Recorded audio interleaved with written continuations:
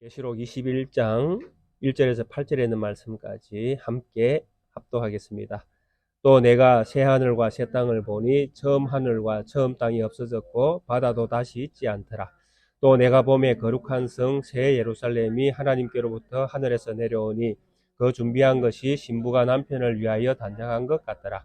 내가 들으니 보좌에서 큰 음성이 났어 이르되 보라 하나님의 장막이 사람들과 함께 있으며 하나님이 그들과 함께 계시리니 그들은 하나님의 백성이 되고 하나님은 친히 그들과 함께 계셔서 모든 눈물을 그 눈에서 닦아주시니 다시는 사망이 없고 애통하는 것이나 곡하는 것이나 아픈 것이 다시 있지 아니하리니 처음 것들이 다 지나갔음이르라. 보좌에 앉으신 이가 이르시되 보라 내가 또 이르시되 이 말은 신실하고 참되니 기록하라 하시고 또 내게 말씀하시되 이루었도다. 나는 알파와 오메가요 처음과 마지막이라. 내가 생명수 샘물을 목마른 자에게 값없이 주리니 이기는 자는 이것들을 상속으로 받으리라. 나는 그의 하나님이 되고 그는 내 아들이 되리라. 그러나 두려워하는 자들과 믿지 아니하는 자들과 흉악한 자들과 살인자들과 음행하는 자들과 점순가들과 우상숭배자들과 거짓말하는 모든 자들은 불과 유황으로 타는 못에 던져지리니 이것이 둘째 사망이라. 아멘.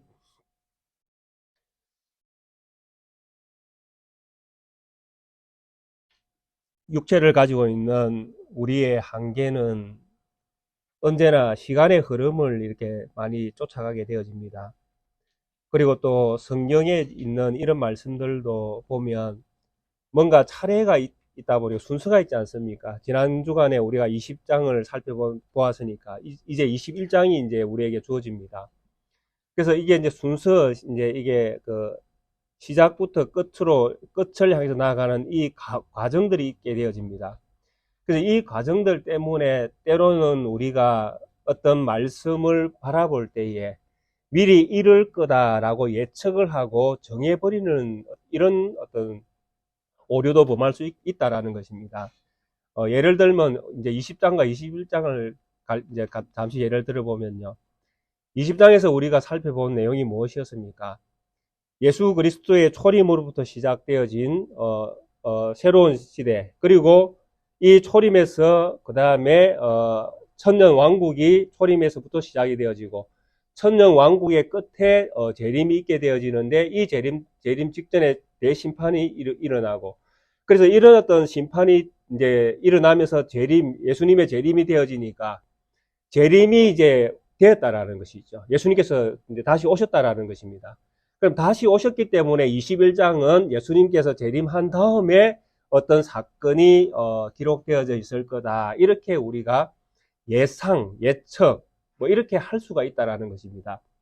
자, 이렇게 되어지면 결국 이제 21장을 우리가 해석을 할 때에 재림 이후에 우리에게 일어날 미래의 이야기, 이렇게 우리가 21장을 먼저 그렇게 예측을 하면 그런 어떤 말씀으로 이해를 하면서 접근을 해갈 어떤 그런 어떤 이유가 또 어떻게 보면 그렇게 접근해 가야 되는 것처럼 당연한 것처럼 받아들이는 이런 어떤 일들이 일어날 수가 있다라는 것입니다. 그러나 제가 먼저 이런 말씀을 먼저 드리는 이유는 무엇이겠습니까? 바로 이 21장이 이런 과정 속에서 우리에게 주어지는 사건이 아니다라는 것이죠. 네. 그래서 재림 이후에 꼭 일어날 사건으로만 이 21장을 바라보게 되어지면 이미 우리에게 일어난 사건들은 없는 것처럼, 이제 아닌 것처럼 우리가 생각할 수도 있다라는 것입니다. 그래서 재림과 이 21장을 이해하기 위해서는 가장 중요한 것이 무엇이냐라고 하면 바로 많은 학자들이 이야기하는 이미 하나님 나라는 시작이 되었다라는 것, 그리고 예수님께서 다시 재림하시면 하나님 나라가 완성될 것이라는 것, 이 전제를 많은 신학자들이 이미 말을 하고 있고 또 그것을 진리라고 또 그렇게 이미 성경은 그렇게 말씀한다라고 그렇게 이해를 하고 있다라는 것입니다. 그렇다면 이미 시작된 천국과 마지막에 완성되는 천국, 이 사이에 우리가 지금 살고 있다는 것이죠. 우리의 정체성은 이미 천국이 시작된 천국 백성으로 살고 있고 마지막 날에는 이 천국 백성으로서의 완성을 우리는 기다리는 것이죠. 그래서 우리는 그렇기 때문에 우리는 지금도 하나님 나라의 백성이다. 우리는 이미 천국에 들어와 있다라고 언제나 그렇게 우리는 말도 하고 믿음으로 그것을 받아들여 왔다라는 것입니다. 그래서 21장을 이해할 때도 이미와 아직이라는 이 과정 속에서 이 21장을 이해하는 것이 아주 중요하다라는 것입니다. 그냥 막연하게 미래에 일어날 그 사건, 그것으로 끝을 내는 것이 아니라 이미 시작된 사건 속에서 이 21장을 이해를 해야 되고, 그리고 이 21장이 결국 우리에게 마지막에 어떻게 되는 어떤 상황까지 우리에게 보여주는지를 이해를 하는 것이 중요하다라는 것입니다. 그래서 21장을 제가 설교를 해 나갈 때에 이런 관점에서 제가 접근을 할 것입니다. 이미 시작된 천국, 그리고 우리에게 완성될 천국, 이 시각을 가지고 이 21장을 우리가 함께 말씀을 살펴보아야 이 말씀의 온전한 뜻을 우리가 이해할 수 있다는 것입니다.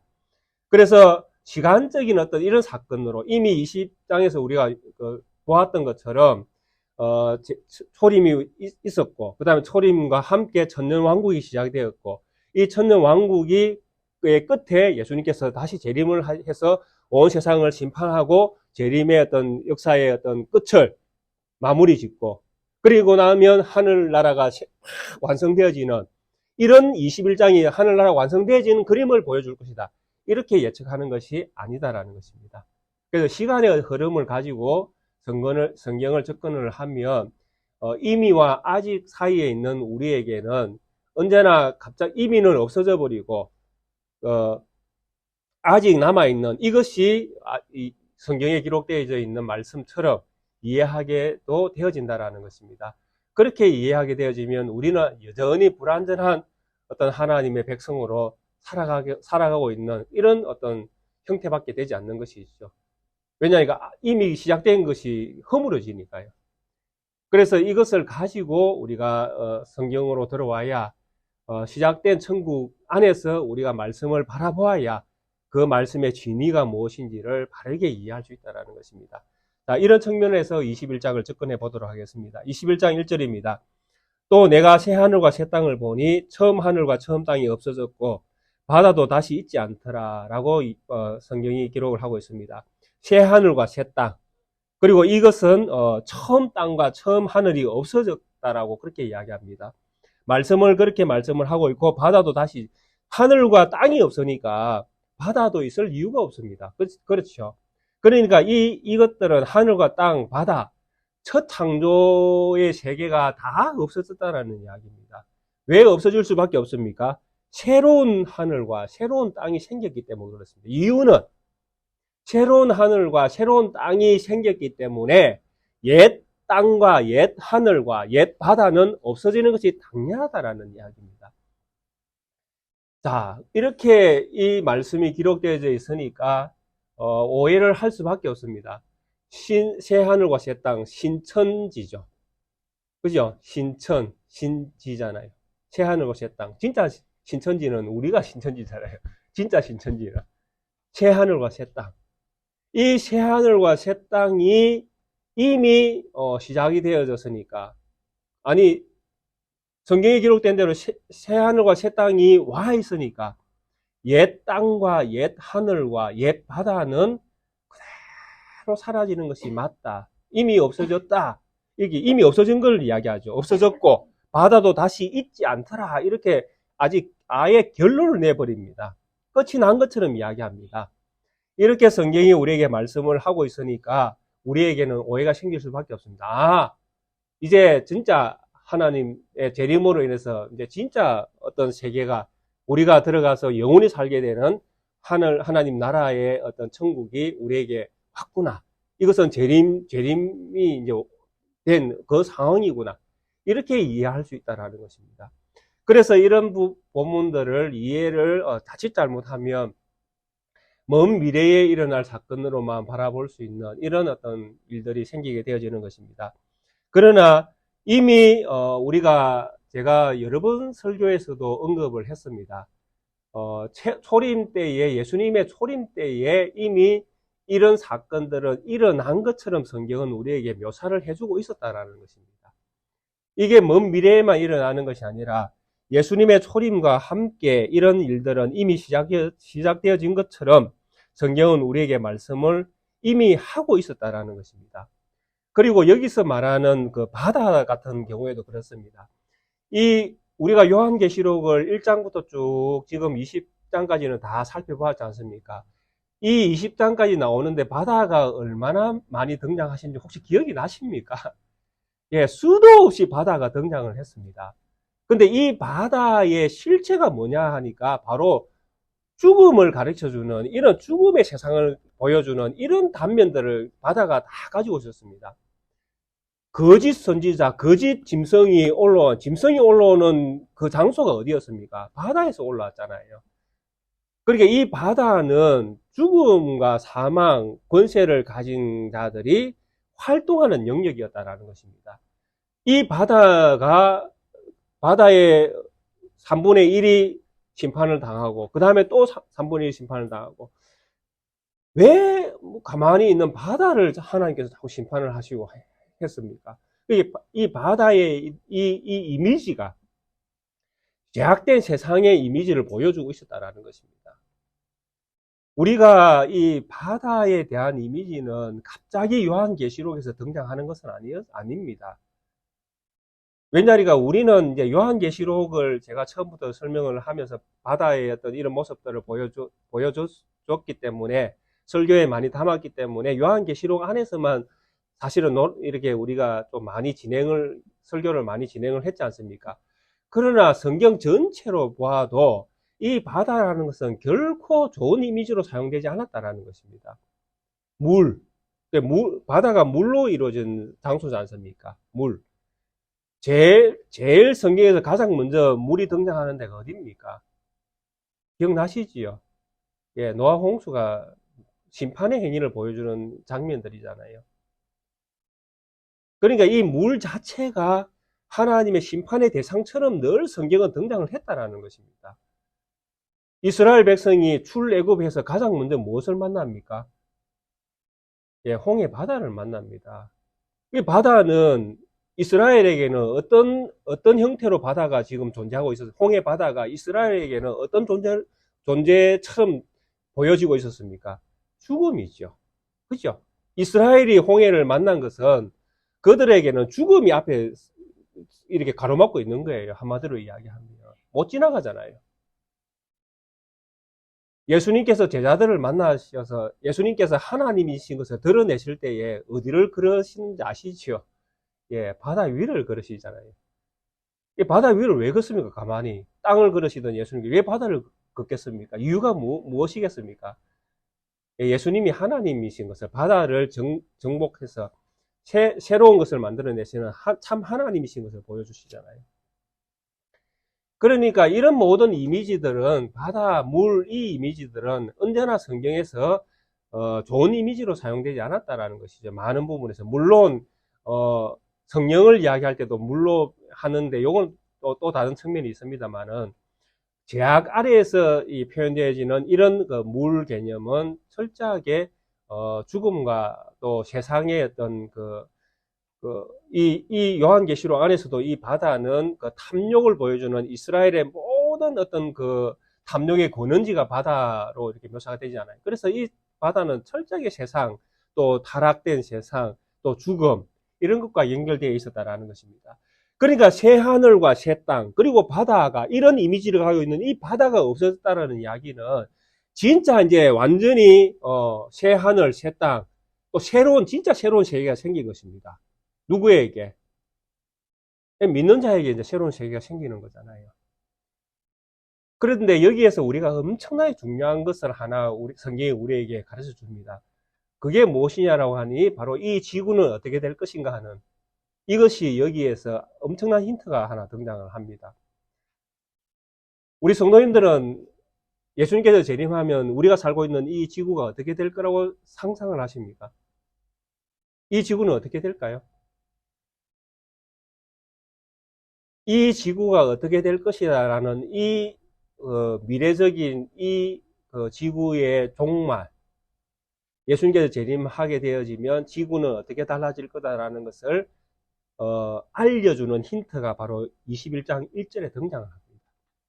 이 새 하늘과 새 땅이라고 할 때에 사용되어지는 이 새라는 이거 새 것이 되었다, 새롭다라는 뜻이거든요. 새롭다, 새로운 것이 되었다. 우리는 새로운 것입니까? 우리는 한 것입니까? 새로운 것입니까? 누가 그렇게 이야기했습니까? 우리가 새롭다는 것을. 하나님이 그렇게 말씀하셨잖아요. 그리스도 안에 있는 자들, 그리스도 안에 있는 피조물들, 이 피조물들은 새로운 피조물이라고 말씀하셨잖아요. 고린도후서에서 그렇게 말씀하시지 않습니까? 이전 것은 지나갔으니 보라 새 것이 되었도다. 이렇게 우리에게 하나님께서 말씀을 하셨잖아요. 그렇게. 그러니까 이 새롭게 된다는 이 이야기가 새롭다라는 이 단어의 뜻이 헬라어에서는 카이노스라는 단어로 사용되어졌는데 이게 이 뜻이 무엇이냐고 하니까 없는 데서 없는 것을 새롭게 만들어내는 것이 아니라는 뜻입니다.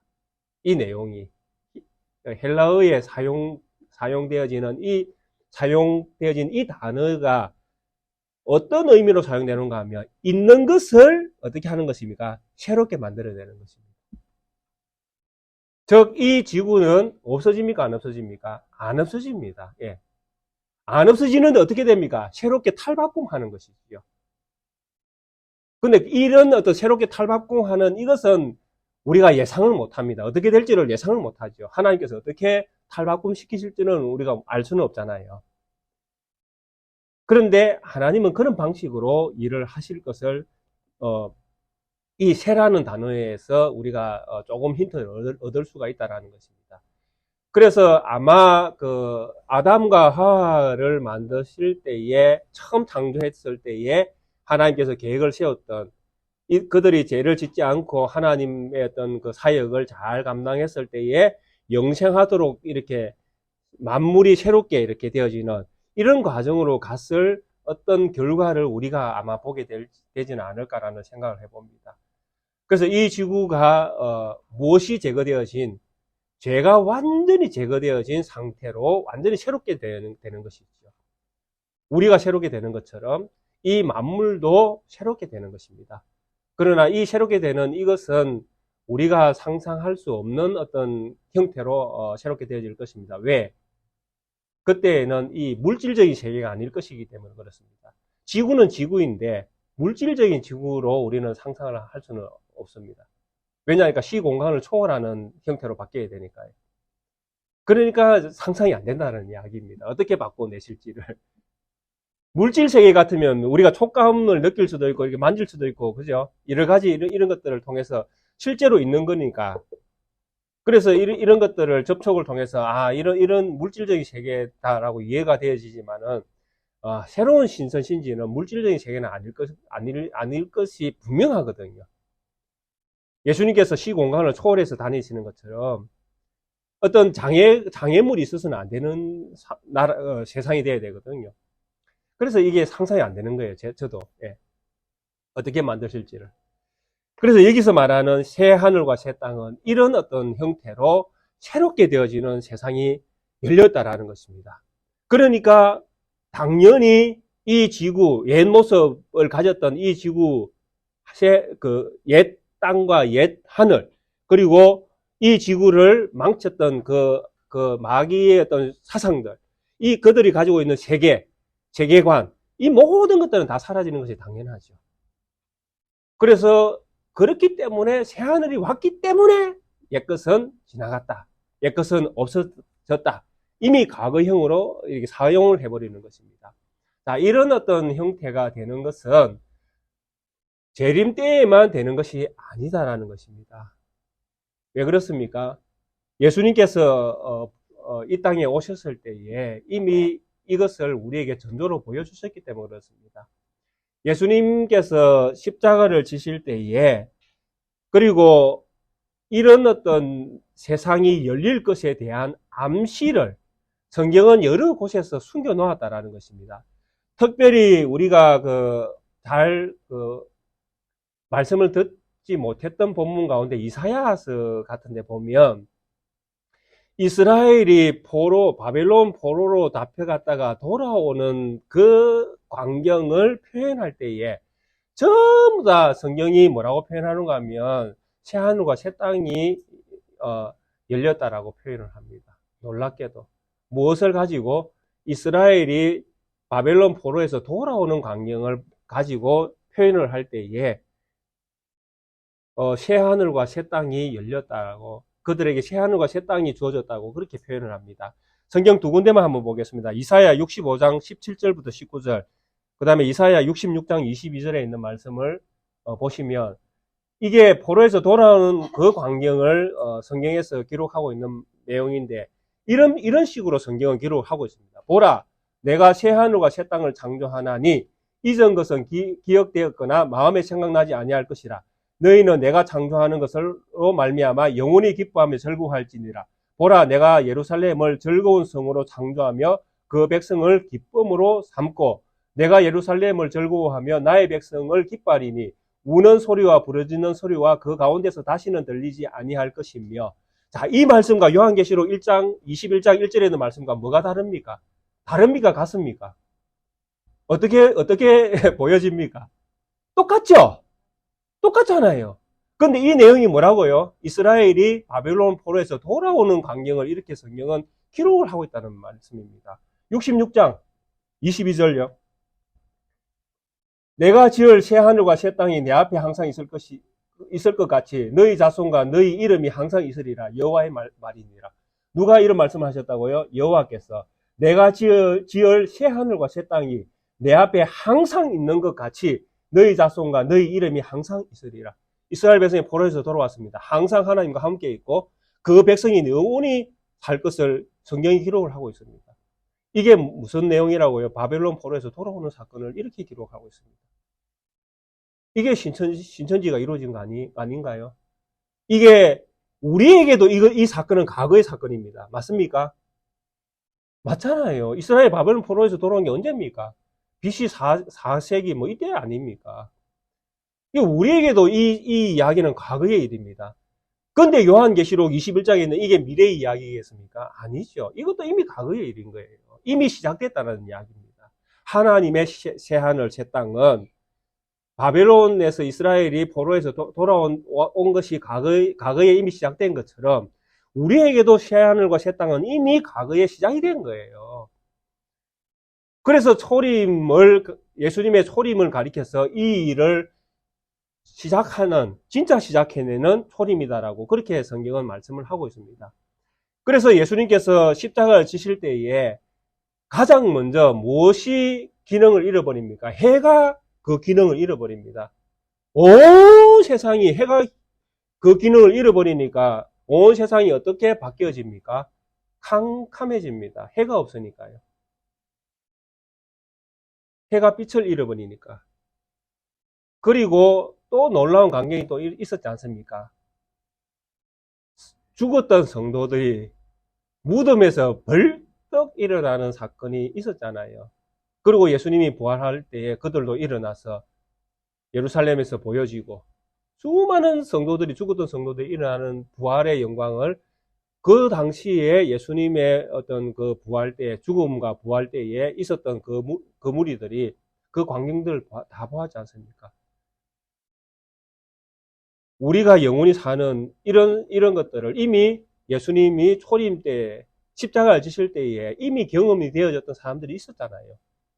그러니까 이미 시작이 된 거예요. 영원히 사는 이런 세상은 이미 예수님 때부터 시작이 되었다라는 것입니다. 그래서 21장에 있는 이 내용들, 21장 1절에 있는 이 내용들은 먼 미래에 일어날 사건으로만 기억이 될 것이 아니라 이미 우리에게 새로운 사건이 시작이 되어졌음을 우리가 이해를 해야 된다는 것입니다. 자, 그렇기 때문에 우리는 이미 어디에 들어와 있다라고 우리는 믿어야 되는 것입니까? 하나님 나라에 들어와 있다라고 믿어야 되는 것이죠. 우리는 이 믿음으로 살아가야 된다는 것입니다. 이 믿음으로 살아갈 때에 우리에게는 정말 큰 소망이 생기는 것이죠. 이 세상에서의 소망이 아니잖아요. 하나님 나라에서의 큰 소망, 비전을 우리는 가지게 되는 것입니다. 이것이 신자의 새로운 모습이잖아요. 그리스도 안에 있는 자들은 새로운 피조물이라. 이전 것은 지나갔으니 보라, 새 것이 되었도다. 이때도 새 것이 새롭게 되는 거잖아요. 질적으로 변화를 일으키는 거잖아요. 내가, 예수 믿는 내가 육체는 가지고 있으나 내가 질적으로 달라지는 거예요. 이것을 성경에서는 인격적인 변화라고 그렇게 보여집니다. 인격이, 생각, 사고, 방식이, 내 영이 새로워지는 것입니다. 내 영이 새로워지는 것. 그러니까 생각 자체가 달라지는 것입니다. 옛날에는 뭐 먹을까, 뭐 입을까, 뭐 마실까, 네, 그거 걱정했는데, 이제는 하나님 안에서 살아가는 즐거움을, 내 즐거움을 삼는 거예요. 그러니까 방식이 달라지는 겁니다. 생각, 사고 방식이 달라지고, 내 목표가 달라지고, 내가 보는 눈이 달라지는 것입니다. 내 눈이 육체의 한계를 못 벗어나서 늘 좋은 거, 내 눈에 보기에 좋은 것만 늘 쫓아 살았는데, 이제는 눈에 보이지 않는 세계를 바라보는 믿음으로 살아가는 거예요. 이것이 사람이 바뀌지 않으면 절대 일어날 수가 없습니다. 그러니까 내 영이 바뀌지 않으면 절대로 일어날 수가 없다는 이야기입니다. 이런 사람이 된 것을 성경이 뭐라고 이야기한다고요? 새 것이 됐다. 새 사람이 됐다. 이렇게 이야기를 하는 것입니다. 그러니까 내가 안 바뀐 것이 아닙니다. 내가 바뀐 거예요. 내 육체가 그대로이기 때문에 내가 내다 아니라는 것입니다. 내 육체가 그대로 있다 할지라도 내 육체만 그대로 있지 내 영은 바뀌었다라는 이야기입니다. 그래서 새 사람이 되는 거예요. 그래서 우리는 이 세상, 이 지구, 이 대한민국, 이 부산, 여기에 우리가 살아도 우리의 영은 어디에서 살고 있는 것입니까? 하나님 나라에서 살고 있는 거예요. 이게 차원이 다른 세계에 살고 있는 거예요. 차원이 다른 세계. 그래서 이 차원이 다른 세계를 우리는 무엇을 믿음으로 보는 것입니다. 차원은 한계를 벗어나지 않습니까? 그죠? 2차원에서 3차원, 4차원 이렇게 가면 더 한계 없이 막 벗어나지 않습니까? 이런 세계를 우리가 보는 겁니다. 보지는 못하지만 눈으로는 볼 수 없습니다. 그러나 내 영이 보는 거예요. 그래서 한계를 벗어나서 천국을 보고 천국의 기쁨을 맛보고 천국의 영광을 누리고 천국에 있는 사람처럼 내가 믿음의 어떤 경주를 달려갈 수 있는 것입니다. 이런 사람이 바뀌어진 것을 새 것이 됐다 이렇게 표현을 하는 것입니다. 21장은 21장 1절은 이런 의도가 있는 것을 우리가 이해를 할 수 있습니다. 그리고 2절도 그렇습니다. 또 내가 보매 거룩한 성 새 예루살렘이 하나님께로부터 하늘에서 내려오니 그 준비한 것이 신부가 남편을 위하여 단장한 것 같더라. 여기서도 새 예루살렘입니다. 이것도 새롭게 된 것입니다. 똑같습니다. 새 신천지와 새 예루살렘은 두 개 다 똑같은 어떤 질적인 변화를 일으킵니다. 그런데 신천지는 우리가 사는 어떤 공간적인 어떤 이미지가 강하다면 새 예루살렘은 사람의 이미지가 강하죠. 왜? 교회를 가리킬 때 쓰는 표현이니까요.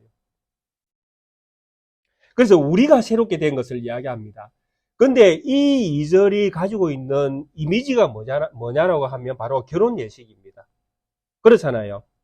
내가 보매 거룩한 성 새 예루살렘이 하나님께로부터 하늘에서 내려오는데 그 준비한 것이 신부가 남편을 위하여 단장한 것 같더라. 이렇게 이야기하잖아요. 딱 결혼 예식처럼 이렇게 보여지지 않습니까?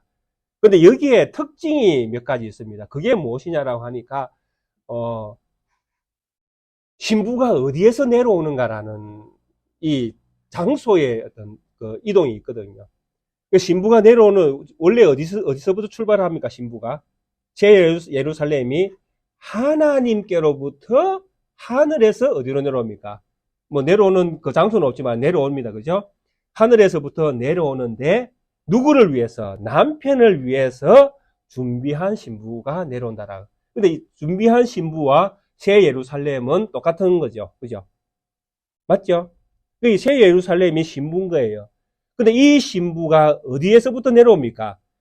하나님께로부터 하늘에서 내려옵니다. 누가 준비했다는 이야기입니까? 하나님이 자기 아들을 위해서, 그죠? 남편을 위해서 신부를 준비해서 내려보내는 것입니다. 맞죠?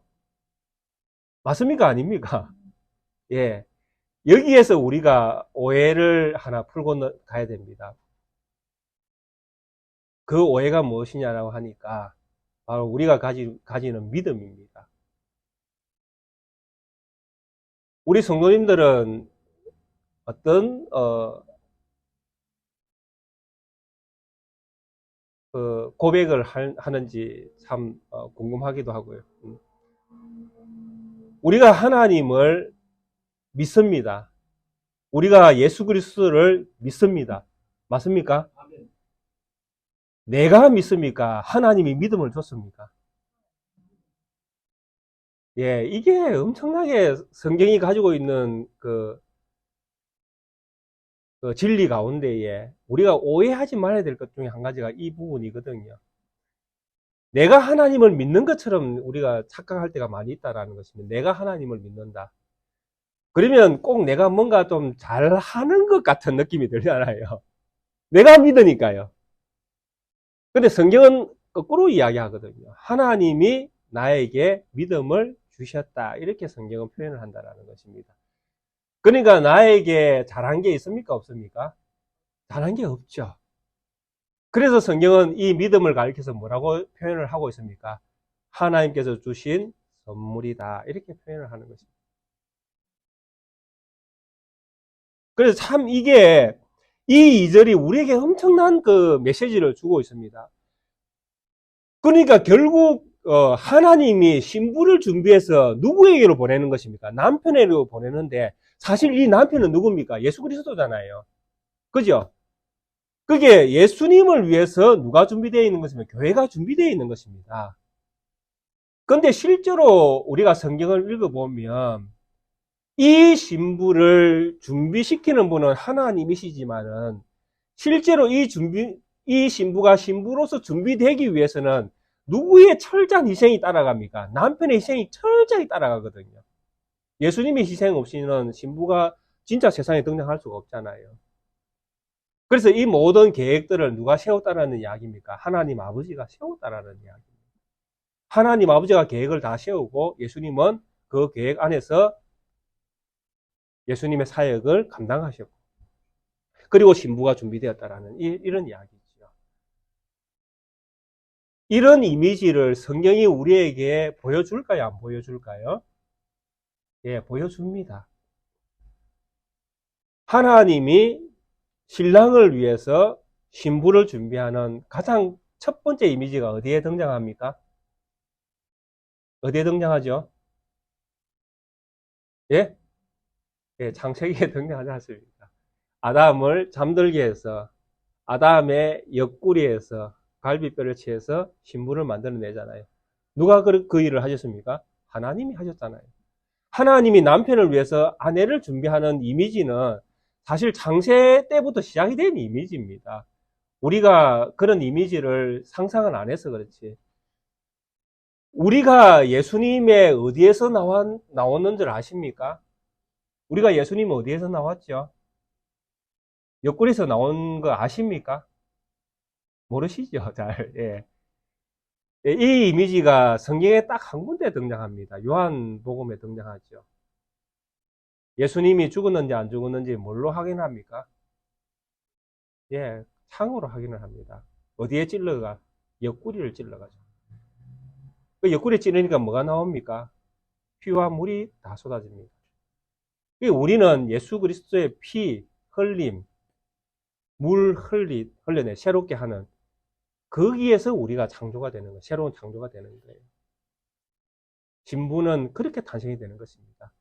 신랑의 옆구리, 거기에서 흘러나온 피, 쌀, 물, 그것을 새롭게 해서 신부는 창조가 되는 것이죠.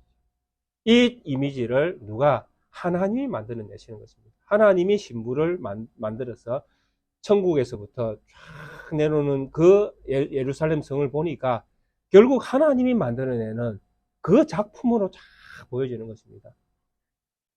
이 작품은 먼 미래에 일어날 작품입니까? 아니면 이미 시작이 됐습니까? 우리 성도님 어떻게 생각하세요? 예수님의 신부로 준비된 교회는 먼 미래에 올 것입니까? 이미 시작이 됐습니까? 예.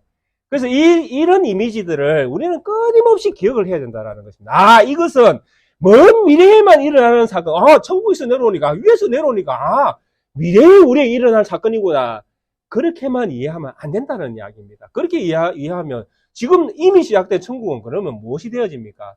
헛방이죠. 없는데 뭐 허상이잖아요.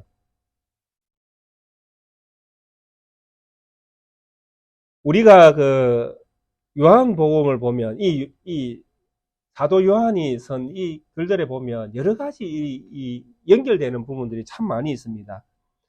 이 사도 그가 쓴 이 그 요한복음에도 보면 이런 일들을 천국에서 이미 시작이 되어졌고 이제 이게 이루어질 이미 시작된 천국, 그리고 이 시작된 천국은 누구로부터 시작이 되는가, 그리고 이 천국은 어떻게 완성되는가. 지금 완성은 이제 우리가 천국에 들어가는 그때잖아요. 재림 때. 그런데 이미 시작되는 이 이미지들에 대하여 요한은 끊임없이 많은 어떤 성경을 통해서 우리에게 자료들을 제공해 주고 있다는 것입니다. 좋은 이미지들을. 우리가 잘 알고 있는 요한복음 5장, 6장 이런 데 보면 엄청나게 재미난 사건들이 쭉 연결되어 있습니다. 우리 성도님들은 뭐 요한복음 많이 읽으시잖아요. 그 내용 보면 뭐 가나의 혼인잔치에서 물로 포도주 만드는 이런 사건도 있지만은 진짜 예수님께서 자기 자신을 쫙 드러낼 때가 어디냐 하면 5장에 가면 이제 38년 된 병자를 살릴 때입니다. 38년 된 병자를 안전뱅이를 살리는 이 장면은 성경이 가지고 있는, 요한이 가지고 있는 이미지는 뭐냐 하니까 사람이 살릴 수 없는 죽은 사람을 살렸다는 이미지거든요. 38년이라는 숫자가 이 사람은 도무지 살아날 수 없는 사람이다라는 것을 보여주는 숫자거든요. 이게 도무지 살 수 없는 사람이 사는 겁니다. 그러면 도무지 살 수 없는 사람을 살게 한 그분은 누구일까요? 예, 하나님밖에 없습니다. 그것이 요한복음이 가지고 있는 이미지거든요. 아, 이분이 하나님이구나. 처음부터 요한이 이야기하는 것이 말씀이 육신이 되어 이 땅 가운데 왔다고 이야기하잖아요. 그러면서 그분은 누구냐? 태초에 있었던 말씀이고 그분이 하나님과 함께 계셨고 그분은 하나님이다. 이렇게 시작을 하지 않습니까? 그래서 하나님에 대한 이미지를 쫙 보여주는데 예수님께서 표적을 딱 행하고 나니까 사람들이 구름대 같이 몰려들지 않습니까? 제가 여기서 안전뱅이를 일으키는 것과 똑같습니다. 제가 여기서 안전뱅이를 한번 일으키고 나면 수많은 환자들이 저한테 다 몰려올 거라는 것이죠. 부산에 소문이 나기 시작했어. 그런 어떤 세상이 열리는 것입니다. 누구에게? 예수님에게. 예수님이 38년 된 병자를 살렸으니까 얼마나 구름대같이 많은 사람들이 몰려오겠습니까? 그러니까 예수님은 자꾸 도망가시는 거예요. 예수님께서 가장 많이 이런 병자들을 살리면서 자기 자신을 계속 이렇게 도망가는 이 이미지는 마가복음이 엄청 많이 가지고 있거든요. 절대 말하지 마라. 누가 낫게 했느냐? 절대 말하지 마라. 절대 말하지 마라. 항상 예수님은 병자를 고치고는 얘기하지 마, 얘기하지 마, 얘기하지 마 이렇게 다니는 게 마가복음이거든요. 왜냐하니까 예수님은 의사로 본인이 세상에 알려지는 거 전혀 원하지 않습니다. 안전뱅이 일으키면 전부 다 의사인 줄 알 거 아닙니까? 아, 저 사람은 기적을 행하는 사람입니다. 그렇게 예수님은 세상에 드러나기를 원하지 않죠. 왜? 예수님은 세상에서 죽어 나가셔야 되니까요. 그래서 이 요한에서 이런 일들이 일어나니까 수많은 무리들이 따라다닙니다. 그래서 수많은 무리들이 따라오니까 얼마나 불쌍합니까? 그래서 예수님께서 그 다음에 무슨 이적을 일으킵니까? 오병이어의 기적을 일으키십니다. 몰려오는 사람들이 불쌍하잖아요. 그래서 그들의 허기진 배를 채우면서 이 사건 속에서 예수님이 엄청나게 많은 말씀들을 하기 시작하십니다. 그래서 예수님께서 이렇게 무리들에게 먹을 걸 주니까 아마 무리들이 이제 생각이 바뀌는 것입니다. 아, 이분을 왕으로 삼으면 우리는 평생 뭐 할 거다? 굶어 죽을 일은 없을 거다. 라는 엄청난 희망을 사람들은 봅니다. 예수님을 따라다니면, 예수님을 왕으로 삼으면. 물고기 2마리와 떡 5개 가지고 5,000명을 먹이고도 12강주리를 거두는 분인데 저분은 모세보다 더 뛰어난 모세다. 그러니까 저분만 따라다니면 모세는 40년 먹였지만 저분은 우리를 한 100년 정도 먹일 수 있을 것이다. 이렇게 그들은 믿는 거예요. 그러니까 예수님을 어떻게 해야 됩니까? 무조건 붙들어야 됩니다. 우리의 왕이 되어주소서, 우리의 왕이 되어주소서. 그러니까 예수님께서 말씀하시잖아요. 너희들이 나를 따르는 이유는 너희들이 38년 된 병자를 내가 고친 그 표적, 내가 하나님인 표적, 내가 하나님인 표적을 보고 너희가 나를 따라다니는 것이 아니라 너희들이 먹고 배가 부른 까닭에 나를 따라다닌다. 그러니까 사람이 따라다니는 목적이 딱 있다라는 것이죠. 예수님을 따라다니는 목적은 무엇이다? 먹고 배부르니까 살만하다라는 것이죠. 이분을 왕으로 삼으면 우리는 이제 살만하다. 우리는 아무 걱정 없다. 이런 마음으로 예수님을 따랐다라는 것입니다. 혹시 우리 성도님 중에 이런 마음으로 오늘 여기에 나와 계십니까? 그런 마음으로 우리는 하나님을 믿으면 안 된다는 이야기입니다. 근본적으로. 예수님이 뭔가 우리에게 세상적인 소망을 주는 것처럼 비춰져서는 안 된다는 이야기입니다. 예수님은 그런 분으로 우리에게 오시지 않았다라는 것이죠. 그래서 예수님께서 이 말씀을 하시면서 썩어질 양식을 위해서 일하지 말고 썩지 않을 양식을 위해서 일을 하라 이렇게 이야기하니까 썩지 않을 양식이 있다고 하니까 기가 팍 뚫리잖아요. 와, 세상에 뭐 썩지 않는 양식, 그거는 진짜 10년, 20년만 우리에게 먹는 게 아니고 영원토록 우리를 살릴 수 있는 양식이구나. 기가 팍 뚫리는 거죠. 그러니까 더 큰 소망이 백성들에게 이제 따라했던 무리들이 생기는 겁니다. 그러니까 뭐 해야 됩니까? 그 양식을 구해야 되잖아요. 그러니까 그 사람들이 뭐라고 이야기합니까? 그 양식을 구하려면 내가 뭐 해야 됩니까? 이제 욕심이 생기니까 이제 열심히 생기는 거예요. 와, 한번 해보자. 그 영원토록 우리에게 주어지는 그 영원한 영생, 그런 양식이 있다면 내가 뭘 했어도 내가 차지해야지. 그러니까 예수님께 뭐라고 말씀합니까? 하나님 아버지가 보낸 자를 믿는 것이 하나님의 일이다. 이렇게 가르쳐 주십니다. 뭘 해야 영원한 양식을 얻을 수 있다고요? 예수님을 믿어야 영원한 양식을 얻을 수 있다라고 그렇게 가르치십니다.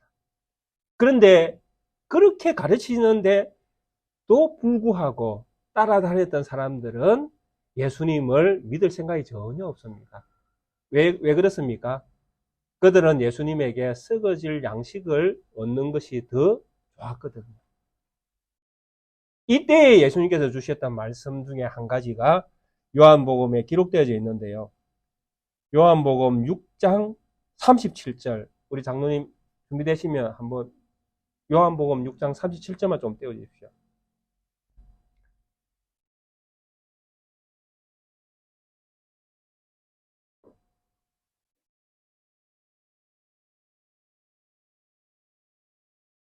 천천히 떼우셔도 됩니다. 예.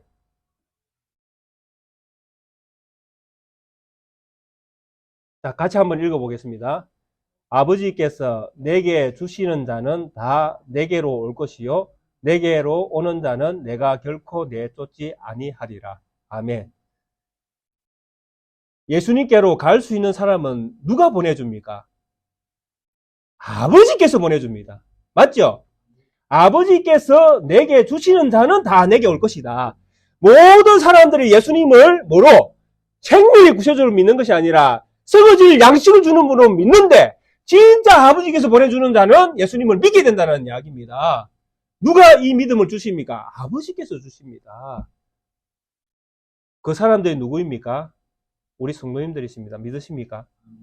예, 이 믿음을 가지셔야 됩니다. 수많은 무리들, 500의 기적을 일으킬 때에 거기 있었던 그 수많은 사람들은 진짜 아버지께서 보여주지 않은 거예요. 왜? 그들은 썩어질 양식을 위해서 그들은 쫓아다녔으니까. 그러니까 다 예수님께서 십자가에 못 박힐 때 다 도망갔지 않습니까? 진짜 아버지가 보내주시는 자는 예수님을 믿게 되어집니다. 자, 2절에 있는 내용의 결론과도 같은 내용입니다. 그죠? 신부를 딱 준비했다가 아버지가 신랑을 위해서 딱 예배해서 내려주십니다. 이 믿음을 우리가 가지는 것입니다. 이 믿음 안에 있는 자들은 이제 진짜 신천지에 들어와 있는 자들입니다. 맞습니까? 예, 이런 분들에게 대하여 주는 위로가 3절과 4절이잖아요. 아픈 것이나 사망이나 곡하는 것이나 우는 것이 다 있지 않다. 맞습니까? 믿음의 눈으로 바라보셔야 됩니다. 이거는 어떤 우리의 현실적인 문제를 보고 우리의 눈높이를 우리의 현실에 맞추는 것이 아니라 믿음의 눈으로 우리가 누구인가를 보아야 된다는 것입니다. 내가 누구인가? 내가 하나님의 자녀인가? 내가 아직도 육체의 한계를 못 벗어난 미련한 사탄의 조종을 받고 있는 그런 인물인가? 우리가 믿음의 눈으로 우리가 우리 자신을 바라볼 때에 우리의 정체성은 완전히 바뀔 수 있다는 이야기입니다.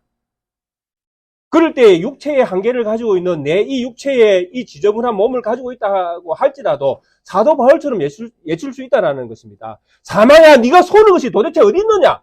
내 이 육체의 네 죽음, 죽어야 되는 죄의 짐을 한번 지어봐라. 그래야 내가 죽는가 사는가 한번 봐라. 이렇게 내 육체의 한계를 뛰어넘을 수 있어야 된다는 것이죠. 누가? 믿는 자가. 그게 새 마음이다라는 것입니다. 하나님이 우리에게 주신 것은 옛 잃어버렸고 내가 가지지 않아도 되는 것, 그걸 바라보라는 것이 아니라 새 피조물 된 내 모습을 바라보라는 것이죠. 그 믿음 안에서 이제 새롭게 살아가라는 것이죠. 그것이 신천지에 사는 것이고 신천지에 사는 백성으로서의 어떤 믿음의 어떤 정신을 가지는 것이죠. 그럴 때 아픈 것, 눈물, 사망 뭐 이런 것들이 우리의 육체에 이렇게 짐이 다가온다 할지라도 우리가 두려워할 이유가 전혀 없다라는 것입니다. 왜 그렇습니까? 이 육체의 한계를 벗어날 때에 진짜 우리가 영원한 생명을 얻게 되어지니까요.